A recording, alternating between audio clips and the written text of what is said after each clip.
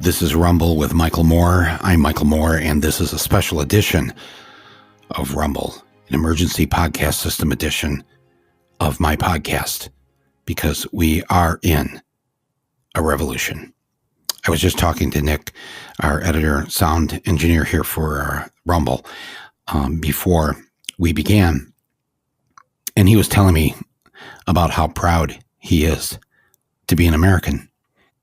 And I'm like, explain, what do you mean by that? He's a young person, young adult. He said, I've lived my life as an American in this country, and not until this weekend have I seen my fellow Americans rise up, demand to be heard, demand to stop the insanity. And he said he got such a rush out of watching imagery after imagery across the country of Americans in the streets, defying the police, defying Trump, defying the whole rotten, stinking system. And Nick was like, yes, this is what it means to be an American. Wow. I got chills. I got chills when he said it, because I thought, yes, me too. Yes, we're all that. We are Americans. This is how we're supposed to behave. Into the streets. Up against the wall. Wow. The dominant imagery, though, on display for the last couple nights revealed a great truth. And that truth is the grand American experiment is dead. It's been killed by the collective knee of white power, white privilege, and white ownership of property, of wealth, of its wage slave labor. The grand promise that all are equal. It's been a lie from the beginning, from when that Constitution was written by only white men, and they put it in the Constitution that only white male property owners could be voters in this democracy. I love how they slipped in the property owner. That was very important. So poor whites couldn't vote either. White male property owners were the only voters. Oh, and they wanted to make sure they had like a House of Lords type situation, one that had power though. So they created the U.S. Senate. And they gave the smaller population-wise, the southern states, 2 senators to have the same number of senators as the more populated states in the north would have. So they would have unequal power, the slave states. They would have an electoral college where they would then get to actually, their electoral votes would match the way the system had been set up, so that they got to count their slaves as 3/5 of a human being, because, every congressional district is based on how many people live in that district. And then it's supposed to be equal throughout the country. So we have, let's say right now we have 435 congressional districts. I think they all have around 700,000 citizens, 750,000. Well, the slave states didn't like that because, well, there were less white people there. In fact, many of the states, they have more slaves than they have white people. So they wouldn't sign on to the Constitution unless it was set up so that they could count their slaves as citizens of the district. But because they really weren't citizens, because they really weren't human, they were only counted as 3/5 human. So they added up all the slaves and divided by whatever, gave them all 3/5 of a merit badge. And then the southern states got all those extra votes in the electoral college. And that's why they've controlled the whole fucking system for these 230 years. So it's been a lie from the beginning. All men. Oh, that part was true. Men. All men are created equal. One lie after another. Be it with race, gender, America the Beautiful. Really? We have never even repented for our original sins of slavery and genocide. How can we ever call ourselves beautiful? We have never sought any redemption for our behavior. A country that was founded on genocide, no disagreement there, right, folks? That's how we came here and took the land. And then built on the backs of slaves. An economy that was built without having to pay labor. That's your greatest cost. Any kind of business is your labor. Imagine not having to pay for labor. That's how we got such a rocket start to becoming, in a very short period of time, one of the world's, and then eventually the world's richest economies, because we had slavery. That's how we built this country. And not just down south in the early days, slaves all over. Well, I didn't own any slaves. Why are you picking on me? How many times do white people just don't get this? Do not understand that we now in the 21st century, those of us who are white already have a leg up, have a head start, because all of our white ancestors that came before us didn't have to go what black people and what black families had to go through. So we've always been ahead. Each generation got to start and restart the game with black people back on the 1 yard line and us on the 50-yard line. Who do you think has a better chance of getting to the goal? The people on the 50-yard line or 49 yards back on the 1 yard line? No. America the Beautiful. This has been an historic American weekend. Nothing ever like this. When rebellions have happened, when black people have risen up, it's been in a specific city. LA after Rodney King, Detroit in 67 when the police rioted after they tried to break up a welcome home party for two black Detroit Vietnam vets.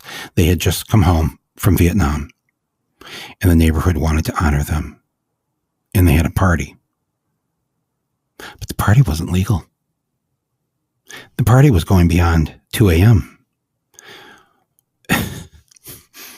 So the police decided to raid it and arrest the people who were there to welcome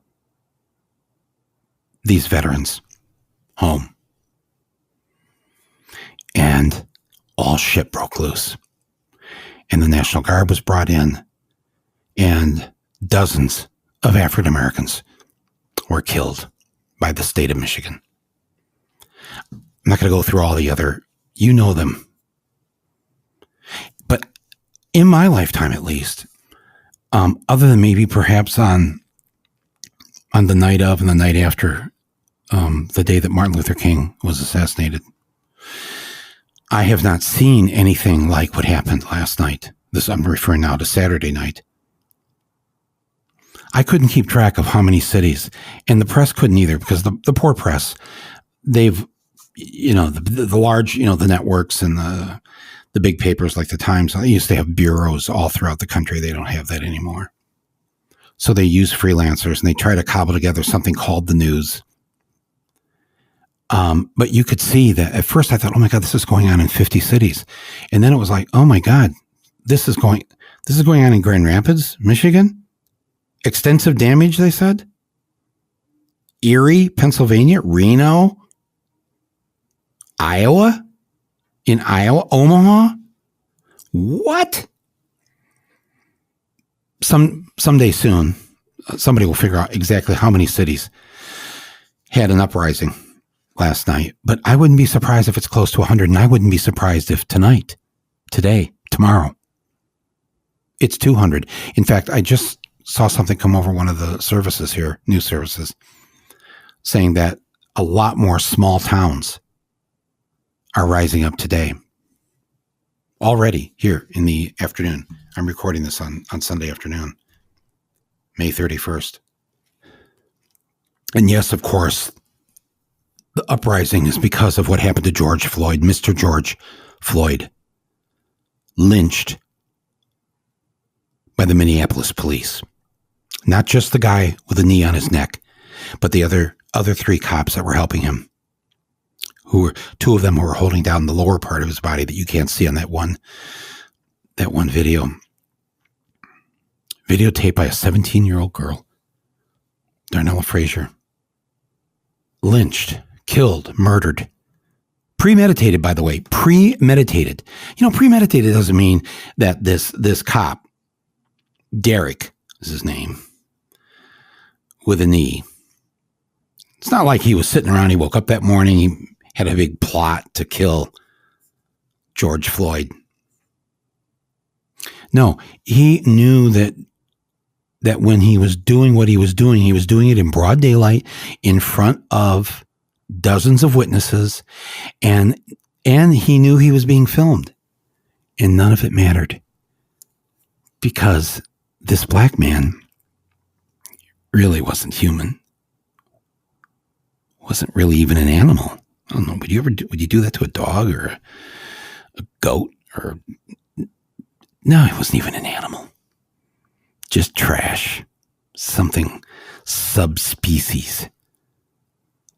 And the interesting thing of those 9 minutes, or as they call it, 8 minutes and 46 seconds, but I believe nothing with this obviously this medical examiner and this prosecutor in Minneapolis. Fuck them. Liars. Anyways, for the 8 minutes and 46 seconds, for nearly 3 minutes of that time, the last 3 minutes, they said that the suspect was unresponsive, meaning he was dead. There was no pulse. You can even hear one of the officers saying, "I don't think there's a pulse here." And that cop kept his knee on his neck for almost another full 3 minutes, the neck of a dead man. Wow. To do that, to hear that he doesn't have a pulse, to know that he says he can't breathe, he's calling for his deceased mother. He's dying. In fact, he says, "I'm dying. You're killing me." When you hear that, and when you're told by your fellow officers that he's dying, and you continue to do it, at that moment, it's premeditated. You've made a premeditated decision to keep the knee going until the last breath is snuffed out of him. And when it is, you very, very sick, you keep the knee there for another 3 minutes on a dead man. Wow. First degree murder. Nothing less. And the same for the other cops who assisted. If you are an accomplice to murder, look it up. You know what it's called? Murder. You're a murderer too. Just because you didn't pull the gun, just because you didn't do, if you stood there and assisted the person with the gun that killed the person, you are too a murderer. That's the law. I have not been able to sleep. That's just the truth. When I saw that video, what number of days ago was it? I don't know. And I watched the whole thing. In his last breath, calling out to his dead mother, "Mama, Mama, Mama." If there are white people who are listening to this and you don't quite grasp it yet, if you don't understand why so many people are in the streets, and while it's maybe a majority of black people, but you've seen the revolt. It's black people, it's brown people, it's white people. It's a lot of young people. God bless all of you young people, because you do not want this world that we've handed you, and you know it. And that's why you're out there. Bless every one of you. Please be careful. But maybe I can explain this. If you don't quite get the rage, if you're so focused on the fact, what's this one report I heard this morning, that on 2nd Avenue in New York City, between Houston Street and 14th Street, so that's roughly about 14 city blocks in Manhattan, on 2nd Avenue, this report said that nearly every bank branch along 2nd Avenue in those 14 blocks had some or all of its windows smashed out. The store next to it, no. The pizza place on the other side of it, no. The bank, yes. Well, you shouldn't do that. Really? I have to tell you, this is what I think of what I saw. I can't believe the restraint of the citizens.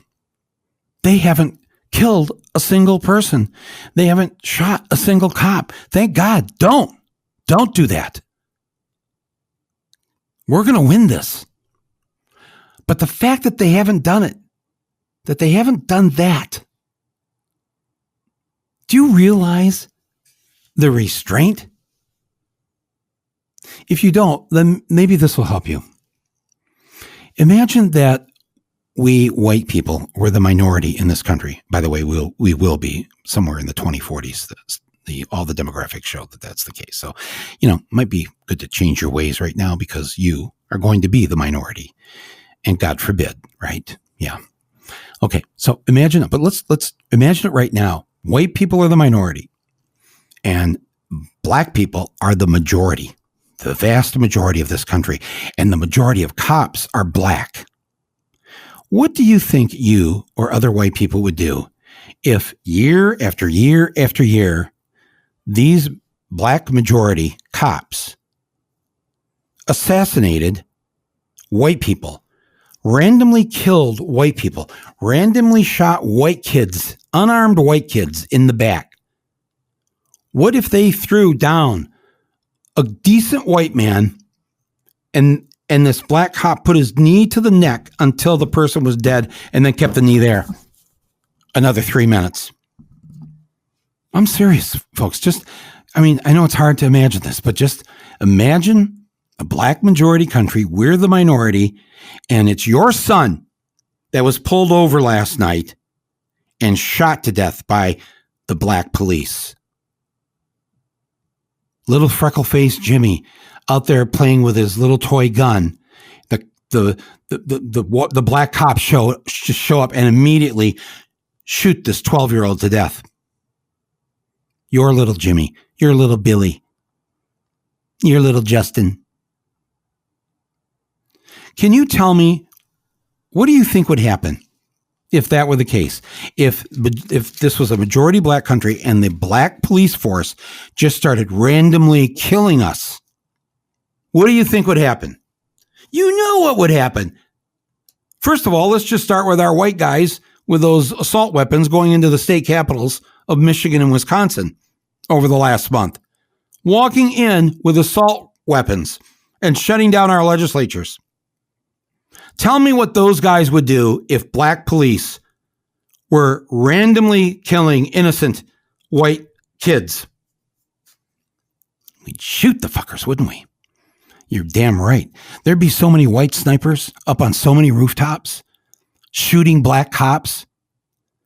They'd shoot them and keep shooting them until the black cops stopped killing these innocent white kids. You know that's exactly what would happen. No white person in the white majority, the 65% of white men who voted for Trump, those white guys, do you think they would put up with this? I think that black majority police force might be able to get away with 1 or 2 killings, but by then, 2 to white people would be a massacre, and white people would get their guns and deal with it. The police chief in Minneapolis this morning was standing there going, yeah, we took an AR-15 off somebody, and we took another gun. And what do you mean you took them off them? What happened to the Second Amendment? You're telling me that you took guns off of protesters? They have a right to those guns. At least that's what you've told me. You took their guns?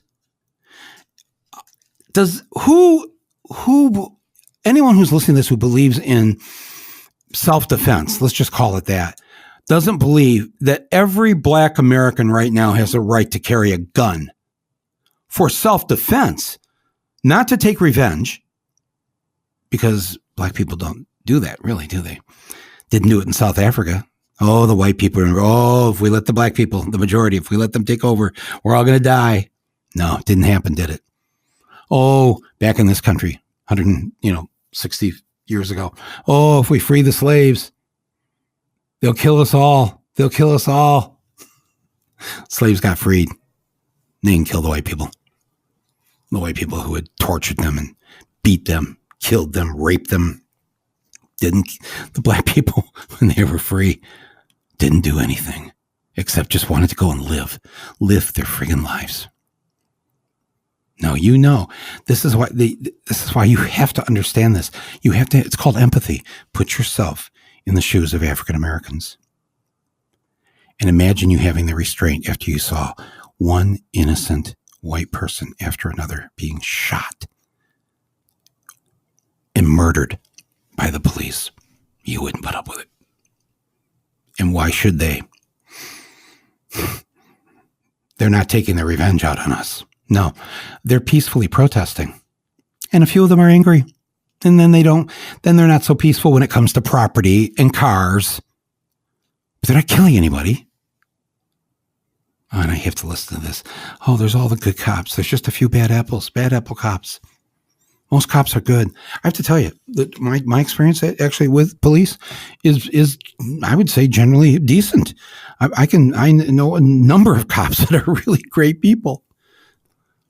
But as they were hauling away somebody on TV last night, a black kid, he kept shouting out, "There are no good cops. There are no good cops." And then he shouts, "As long as there are bad cops, there are no good cops." Wow. Of course that's right. Because as long as the good cops turn their head, remain silent, don't intervene, they automatically become bad cops in that moment because they have enabled and allowed the bad cops to continue. So there are no good cops until we get rid of the bad cops. That's the position we have to take. I'm sick and tired of the language that the media keeps using about this, about the cops, about calling this rebellion a riot, trying to racialize it in this way. Yeah, they're rioting. They're not rioting. They're standing up against their people being killed. Under what sort of moral guidebook, moral compass, do you say that somebody who is trying to stand up and protest against this, and regardless, as long as they don't hurt another human being, how can you say that what they're doing is, they're rioting? They're not rioting. They're in revolt. This is a rebellion. They are standing up for their lives. Looting. Oh, they're looting. Looting? What do you mean? Oh yeah, looting. Oh yeah, that's right. Because, a very, very, very, very, very small percentage of the people, once a store has had its windows bashed out, run in and grab some of the stuff at the CVS or the Adidas store or the whatever I saw last night. And oh my God, and the politicians get on there and they even get the black politicians to come out and there's an outcry against the looting. The looting. Really? The looting. Funny, I never hear that word any other time because the real looting that goes on a daily basis for all of my lifetime and long before me, it's the black community that's been looted. That's the real looting. How come we never hear about that? How come we never hear that word being used? Those payday loan stores? They're mostly in the black community, but poor white people know this too, and of course, brown people. The payday loan centers, people go in there, they use their paycheck as some sort of collateral to get a loan because now, what's the latest statistic? 40% of American people not only can't make it to the next paycheck, they make it to about 2 or 3 days before the next paycheck, and then they just run out of money. People don't have money. Half the country doesn't have $500 to its name. So these payday loan stores, they can charge up to 340% interest. Did you just hear what I said? 340% interest. I call that looting. Why don't we call it the looting store? Looting money from the black community. Paying poor people, mostly black, but also brown and poor white people, $7.25 an hour. That's looting because you're stealing their labor so that you can make a profit. Paying them $7.25 an hour, which is not even, forget about a living wage, it's a starvation wage. That makes you homeless, especially if you have a family. That's looting. That's the system looting the worker. How about this stat from the Brookings Institute? The average wealth, like how much a family is worth, how many assets they have, whether it's their home, the principal in their home, cash, stocks, bonds, 401ks, summer cabin, whatever. Add it all up, the average white family in America has what is called a worth of $171,000. Average family. And by the way, they've taken out all the rich white people so that is not so it doesn't tip the scale too far in favor of the white people. So all the billionaires are out. The millionaires, they've taken this all out because this is a median, right? But they just wanted to show, just in case, if you just wanted to add all white people, what the average net worth is to the average white family, it's $981,000, almost $1 million. That's the average white family if you add in the rich. $1 million. Do you know what the average net worth is of the average black family in the United States? $17,000. $17,000. So the average white family, $170,000. The average black family, $17,000. You know what I call that? Looting. That's looting. The history of black Americans being looted, it goes back. So, well, first of all, there's 246 years of slavery. So that's I call that looting. Anybody got a problem with that? Okay. Let me just give you a few other examples of what we don't call looting in this country, in our historical examples. So in addition to slavery, this was followed during Reconstruction.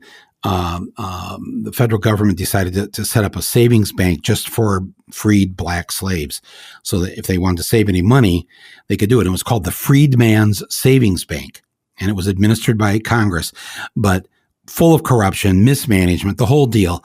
There were over 60,000 former slaves that were depositors in this Freedman's Savings Bank, and they ended up with losses of over $3 million, which back then, in the 1860s and 70s, was huge.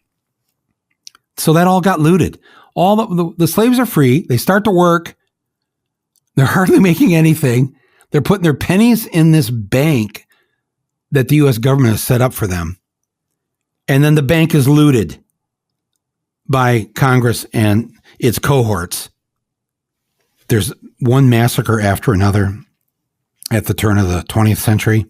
Tulsa being the most, I think, famous one. If you don't know about it, you should look up the Tulsa Greenwood District Massacre, 1921. 10,000 essentially middle-class African-Americans had formed a community in Tulsa. And they had businesses, this whole, it was called the Black Wall Street. And one day white people said, enough of that, burned it down and killed scores of black people in Tulsa, Oklahoma. That was more than just looting. But then all the different things, even the good things that we thought we set up in the 20th century, they were set up, but they all had exemptions where black people could not participate. Or if they didn't have exemptions, they were things like, like the GI Bill. You've heard of that, where the soldiers came back from World War II and they got their education and they got help with buying a home and all this stuff. But these things, first of all, to be a GI, you had to be white. I mean, the Army was not integrated at the time. There were black soldiers in World War II, a number of them, but they were not welcome. They had to really fight to get in, and then they couldn't fight alongside white people. They had to fight in their own black units, but very hard. So there aren't many black GIs at the end of World War II to get on the gravy train of this wonderful. I mean, my dad used it, the GI Bill. Then there was the New Deal. The New Deal had a fair labor standards. They wanted to set up so that workers would be treated correctly, but they had an exemption for black people, domestic workers, service occupations, blacks who were still working the cotton fields, all exempted from the New Deal Fair Labor Standards Act. And this stuff goes on and on throughout our history, with black people being looted over and over and over again. The crash of 2008. How many black families were evicted from their homes because of the predatory lending practices of these banks? Looted again. And then these politicians, they stand in front of the TV microphones last night asking for calm, begging for calm. Everybody be calm. Really? Would you be calm with what I just described? White people, anybody want to pay 340% interest? How calm would you be? You don't get what you're seeing on TV? You don't get what's going on in the streets of who knows how many dozens or hundreds of American cities this weekend? These so-called white leaders calling for peace? You're too late. Where have you been for the last 401 years? 401 years ago, when that first slave ship landed. Where have you been? Amy Klobuchar, the senator from Minnesota, the former prosecutor. You have to stop. Do not stand in front of another camera. Quit auditioning for vice president. You're not getting it. You go on TV and you tell black people last night how to behave. It's insulting. She says, she looks in the camera and she goes, now at 8 p.m., you all must go home. What? No, you go home. You, Amy Klobuchar, as prosecutor, refuse to prosecute killer cops.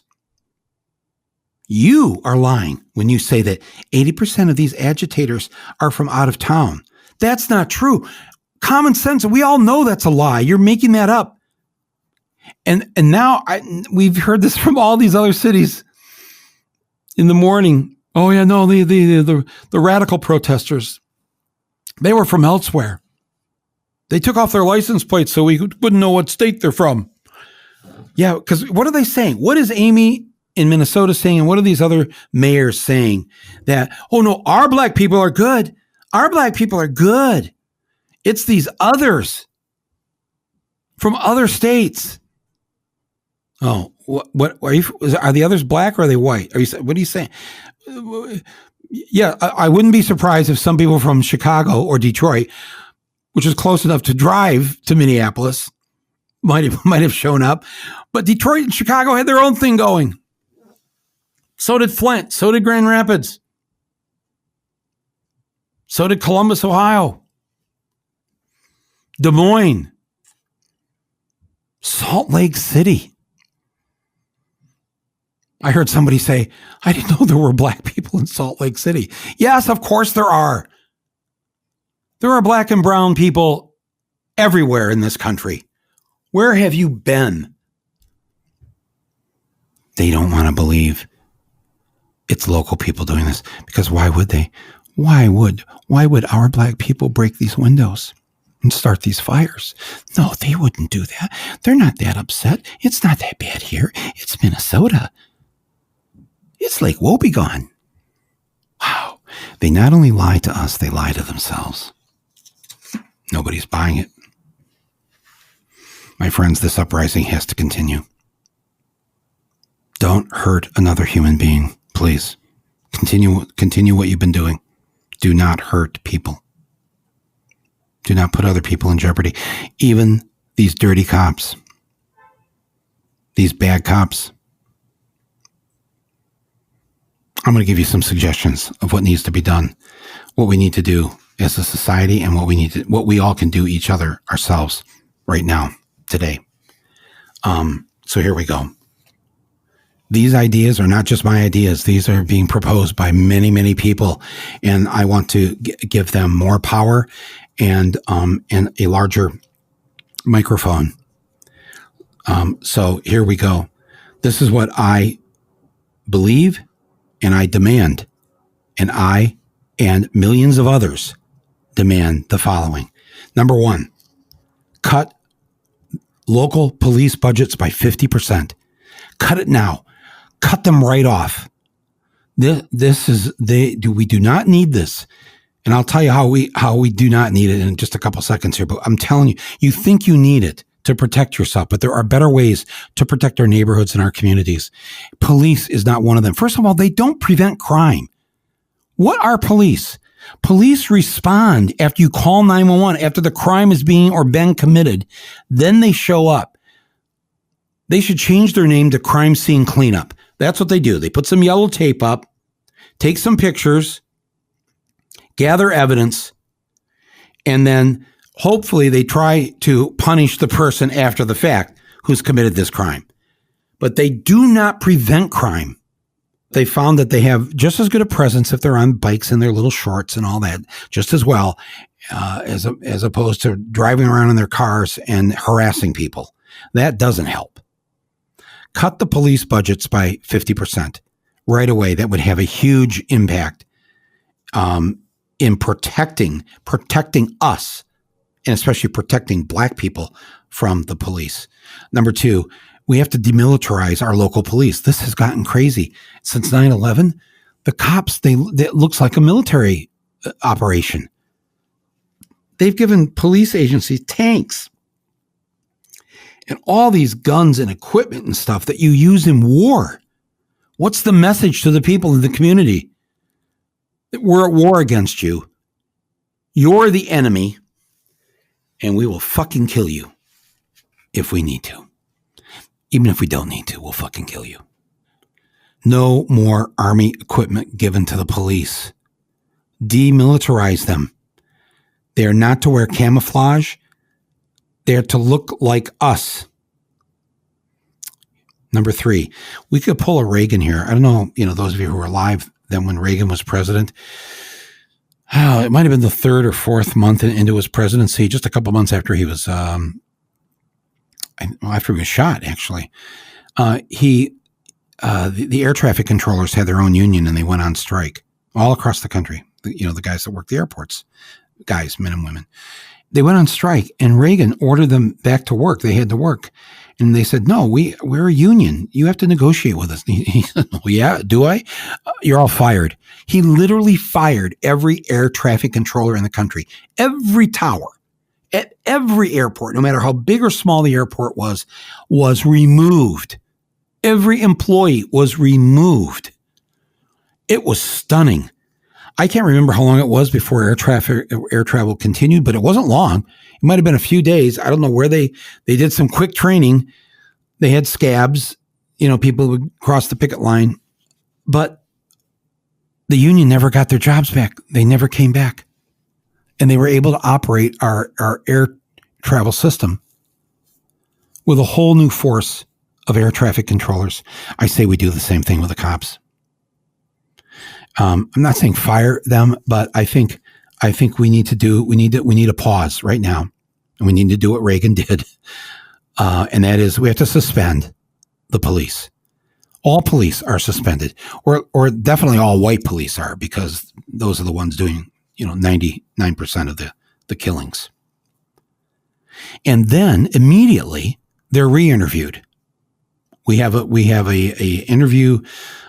I call it a racism review board, where the cops, to keep their jobs, to be rehired, have to come and be vetted by the racism review board. They have to be re-interviewed, and that board will decide. That board will know very quickly whether this person should be a cop or not. And these cops, especially the white cops, they've got to prove they've got a college education, or they're going to college, or they're doing something to enlighten their ignorant brains. I'm sorry. They can get their job back, but only after a careful review. It can be quick. In the meantime, neighborhood groups can form their own safety committees. But this isn't working. The crowd we've got, they're not policing themselves. The good cops remain silent. And so therefore, they've got to suffer through going through being rehired again. And the ones that we determine truly are good and will speak up when they see something wrong going on, then I think I want an increase of pay for the good cops, the real good cops, the new good cops, because that's a dangerous job. They're willing to give their lives. And any job, I've always had this opinion, any job that I certainly would never want to do. So that would, be being a police officer. I can think of a few, or any job I can't do, brain surgery, jet pilot, all those people. I'm happy that they're paid more. I want them to be paid well. And I want the cops who risk their lives for us to be paid well and get good benefits and live. But we have to pause and reboot. This isn't working. With that 50% of the police budget that we're now going to not give them, money should be shifted to neighborhoods. It should be shifted to neighborhoods to help neighborhoods, again, with their own safety issues. Fix the lights in the street. Do some really basic things that would help people feel safer. Shift that money to the neighborhoods. Now, I know people are listening to this and they're going, Mike, what about crime? I get it. I mean, I'm you too. I live, I split my time between Michigan and New York. I'm well aware of safety issues and crime, but I have the secret. I have the secret on how to end crime. And it's shocking to me that nobody in power cares to either share the secret or if they know the secret, why not just do it? I am going to say it here publicly. I'm going to share it with you right now on this podcast. If you want to end crime, really, you want to end crime, right? Here's how. End poverty and empower women. Do those two things and you'll have the crime rate of Switzerland. I'm serious. I mean, just think about this. And if you're saying to me, oh yeah, that sounds like a typical liberal, just end poverty. Well, actually, we actually can end poverty. We're the richest country on earth, and we can do that. We can pay people a real minimum wage. A real minimum wage should be $25 an hour. That's $1,000 a week. It's $50,000 a year. That's not a lot these days. Certainly not in the larger cities, but out in maybe rural areas or, 50,000 a year. That's a great wage, not just a living wage, a great wage. Imagine how people would feel and how they would live if they made 50. And if there's two incomes in the house, $100,000 a year. How much crime do you think there is in the neighborhood then when two partners, a husband and wife, whatever, are making $100,000 total combined a year? What do you think the crime rate is? Or let me ask, I'll make it more specific. What are the chances if your next door neighbor or neighbors are making $50,000 to $100,000 a year? What is the chance that they're going to, when you're away from your house, break in and steal your computer, steal your TV, take grandma's ring? What are the chances? Go ahead. Just spitball it for me.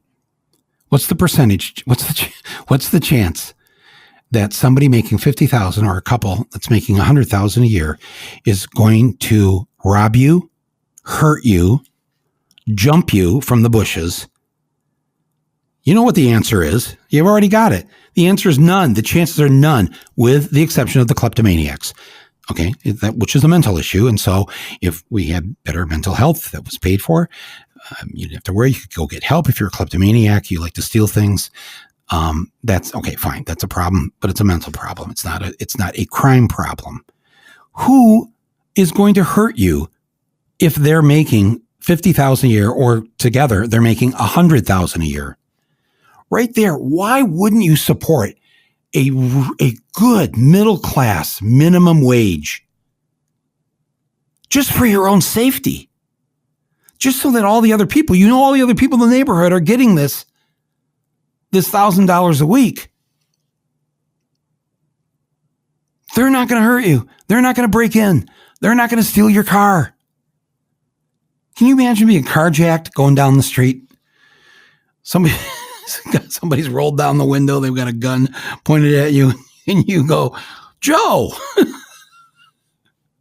don't you and Betty make $100,000 a year? Why are you stealing my car? I don't know. I saw it in the movie. All right. Come on, folks. There you go, right there. End crime. You want to get rid of crime? Eliminate crime virtually. You'll never get rid of all of it. Pay people a real minimum wage. Make sure they're earning at least that each year. You'll be safe. Your children will be safe. Again, not from the people that have mental issues, but from what you call criminals today. What if we had a guaranteed job? What if we just said every American is guaranteed a job? It's a human right in the United States of America. Wouldn't that make you safe? Knowing everybody who wanted a job could get a job? Because the government has a lot of work to do to repair this country. And I don't mean just building roads and bridges, but people can do all kinds of things. What if we had a 35-hour work week? Wouldn't that make us safer? You already know that if you've been at home during this pandemic. A 4-day work week. Wouldn't that be good? A 4-day work week. Maybe you work 8.5 to 9 hours a day for those 4 days, and then you're done. You're done on Thursday afternoon, and you're not back till Monday morning. Wow. Just think of your blood pressure and just all the internal stuff of how much healthier you would be. What if we had universal healthcare, or what I call universal Canadian healthcare, or what I call universal Judeo-Muslim Christian healthcare, referring to the fact that each of the books of those religions insist that we take care of our fellow citizens when they're sick. What if we just did that? We know now the broken healthcare system, what it's really about and how it's failed us.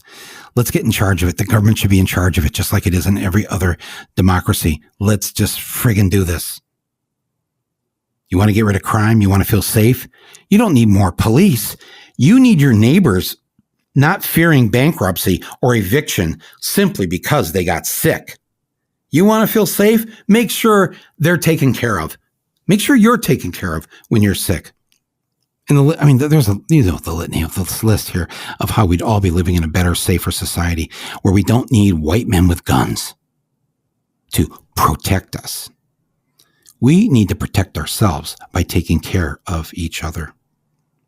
That GI Bill I mentioned that my dad and all the other soldiers, the white soldiers, all got after the war, they got to go to college for free. Free college. Socialism. There was a thing set up to help them get no interest or low interest loans to get a home, to buy their own home. Coming out of the Depression, none of them. My dad, nobody had ever owned their home. They'd rented their whole lives. They could own their home. The government would help them do that and not expect anything back for it. Just some basic no interest loans, or they'd help with the down payment. That's oftentimes the thing that prohibits people from getting their own house. The GI Bill did that. How about a GI Bill for black people? Or GI Bill for poor Americans, be they black, brown, or white? We did it before. We did it coming out of that war. How about we do it to end this war? The war on the poor. The war on black people. What if the best tribute to George Floyd was to just take care of people who aren't white? Is there something wrong with that idea? We need to empty the prisons, my friends. We have locked up so many millions of black and brown people. It's immoral. These prisons have to be emptied. First of all nonviolent offenders out. And we need a social service system set up to help them. People with drug problems that are in prison, help, medical help, not prison. Only a very few people need to be in prison, the ones that are truly are danger to us and need to be kept separate from us. That's not the majority of people, though. These drug laws have to change. Profiling has to change. That should be immediately illegal. No police is allowed to follow a black person driving a car. Unless they're going 10, 20 miles over the speed limit, something like that. That's it. You are not to pull over a black person in this country until we fix this problem. Sorry. That's it. If you are a cop and you pull over a black person, you're fired. I know this sounds radical. Some white people listening, they're going, is Mike out of his mind? I know what you're thinking. It's day, what is it now? Day 83? I've been here. I've been in lockdown. I've been under house arrest for 83 days and my mind is gone. No, my mind isn't gone. It's clear as a bell. And watching the uprising has been inspiring. We need to set up public banks, government-sponsored credit cards, the things that poor people, black people often can't get because the system is rigged against them, because the system loots them, because the system is constantly rioting against them on a day-to-day basis. That can stop now. The fact that women don't have power, they don't have economic power, they don't have power. The Supreme Court is getting ready to take away control over their own reproductive system, thanks to Trump's appointments. Women are still only 25% of Congress when they're the majority gender, on and on. Imagine how all this list of things, these things I've gone through, how much better it would be if it was a majority of women in Congress or in our state legislatures. That's not to say all women are, you can name all the crazy conservative politicians who are women and who do what they can to hurt other women. Now I'm talking about them, though. I'm talking about the majority of women. More power to women means a better society for the rest of us. And can we start funding the arts in all communities the same way we fund sports? Okay, I'm out of time here. You probably should be heading out somewhere, right? Because I think this is in even the smallest towns tonight. Become part of it. This is what you personally can do right now. Join the uprising. Join it. Get out there and protest. Make your own homemade sign if you can. Be part of this. There's more of us than there are of them. Don't stay home. Don't sit this one out. If you can't join, if you're going to stay home, then write to your local mayor, your city council, the person that represents your neighborhood. Let them know that you want some of these things enacted in terms of the police and what needs to happen, how we need to spend our money, not so much on the police, but on ourselves and on our neighborhoods. I want to close this podcast reading something that Colin Kaepernick wrote. He, of course, was the NFL quarterback that has been banned from the NFL because he dared to take a knee in silence whenever the national anthem was played. He didn't prevent anybody else from singing the song, just bowed his head. And he did it because he wanted to bring attention to the fact that the police were killing black people, black young people, black kids. And for that, his career was ended. But he's still with us and still speaking out. And I thank him. I just throw a big thank you out into the air every day for Colin Kaepernick. This is what he had to say this weekend about our American uprising. When civility leads to death, revolting is the only logical reaction. The cries for peace will rain down, and when they do, they will land on deaf ears, because your violence has brought this resistance. We have the right to fight back. Rest in power, George Floyd. That's from Colin Kaepernick. That's the truth. We get to determine how this all ends. I think I know how most of you feel about how you want this to end, the same way I do. But we are going to have to make it happen. It will not happen on its own. And there must not be a single Black American killed again with our tax dollars and our bullets. Not one more. It won't stop on its own. You have to join the resistance. You have to rise up.